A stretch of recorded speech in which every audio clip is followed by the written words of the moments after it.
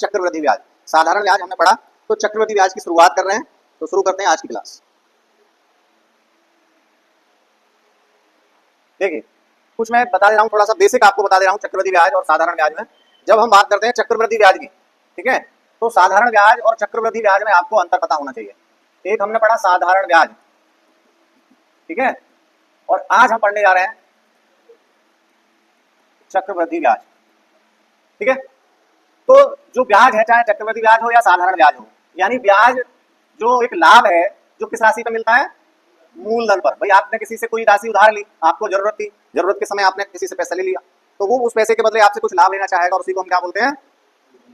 ब्याज, ठीक है। तो ब्याज जब वो देता है तो ब्याज की एक दर होती है और कितने समय तक बात हो रही है, कितने समय तक आपने वो राशि उधार ली है, फिर आप उसे वापस करोगे तो ब्याज जोड़ के उसको मिश्रधन के रूप में आप कुछ राशि दोगे।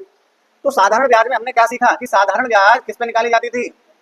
केवल मूलधन पर, केवल मूलधन पर, ठीक है। इसीलिए क्या होता था? हर वर्ष समान मिलती थी। साधारण ब्याज हर वर्ष समान रहती थी। कि एक अगर हमने कहे भाई कि 1000 रुपए हमने किसी से उधार लिए, 10% के रेट पर लिए, तो एक वर्ष में कितना ब्याज देना पड़ेगा? 1000 का 10%, यानी 1000 का 10% अगर आप निकालोगे तो कितना आएगा भैया? 1000 का 10% 100 रुपए आप उसे दोगे, है ना। 2 वर्ष में कितने दोगे? 200। 3 वर्ष में कितने दोगे? 300। लेकिन अगर यहीं पर चक्रवृद्धि ब्याज की बात करें, आपने किसी से कितने लिए? 1000 रुपए उधार ले लिए, ठीक है। समझ लिए, समझने के लिए हमने 1000 रुपए कह दिया, भाई किसी से आपने उधार लिए, ये मूलधन है।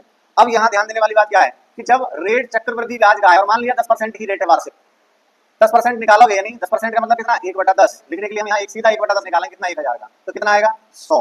तो मैं बोलूँ भाई पहले वर्ष जो ब्याज है वो कितना है? 100 रुपए।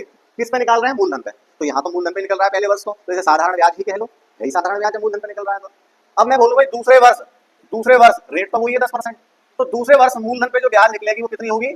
100। तो ये 2 वर्ष की साधारण ब्याज 200, सही है। लेकिन दूसरे वर्ष अगर हम किस पे और निकालें ब्याज?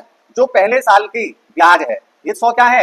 जो इस 1000 पे ब्याज निकली थी वो है। अगर इस पर भी हम ब्याज निकालें, यानी दूसरे वर्ष की जब ब्याज निकाल रहे हैं तो पहले साल की जो ब्याज है उस पर भी अगर ब्याज लग रही है, 100 का 1/10 कितना? 10, ठीक है। तो अब अगर हम कहते हैं 2 वर्ष की ब्याज बताओ, यानी 2 वर्ष की चक्रवृद्धि ब्याज बताओ, तो आप क्या बोलोगे? 100, 100 और 10, तो कितना हो गई? 210। कितना हुई? 210, सही है। और मैं पूछूं 2 वर्ष का साधारण ब्याज बताओ, 2 वर्ष का साधारण ब्याज, तो वो 200 है। यानी चक्रवृद्धि ब्याज और साधारण ब्याज में आपको अंतर यहाँ साफ साफ दिख रहा होगा। साधारण ब्याज जो किस पे कैलकुलेट हो रही है? मूलधन पर।